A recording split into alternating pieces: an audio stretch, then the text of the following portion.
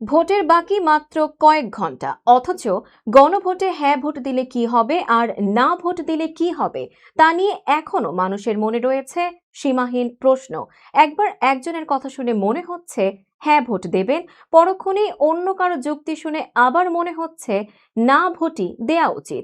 সিদ্ধান্ত যেন নিয়েও নিতে পারছেন না অনেকেই। তাই চলুন জেনে নিই হ্যাঁ ভোট দিলে আসলে কি কি ঘটবে। প্রথমেই বলে নিই, গণভোট হবে 4টি বিষয়ে। যে কোনো বিষয় মোট ভোটের অর্ধেকের বেশি হ্যাঁ ভোট পড়লেই সেটা জয়ী হবে।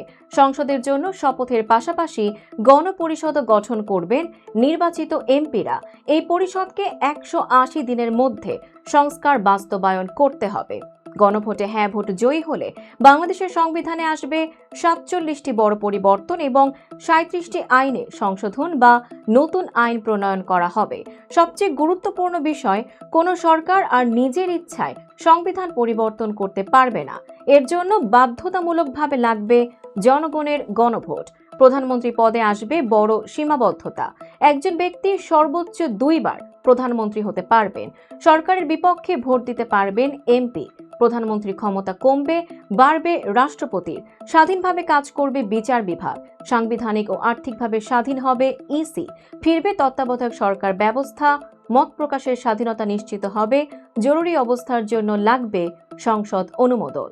বিচার বিভাগ, নির্বাচন কমিশন এবং দুদক হবে সম্পূর্ণ স্বাধীন, যাতে রাজনৈতিক প্রভাব কমে যায়। ফিরে আসতে পারে তত্ত্বাবধায়ক সরকার ব্যবস্থা, যার অধীনে অনুষ্ঠিত হবে জাতীয় নির্বাচন।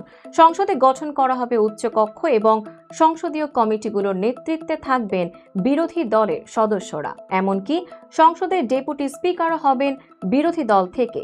সংরক্ষিত নারী আসন 50 থেকে বাড়িয়ে 100 করা হবে।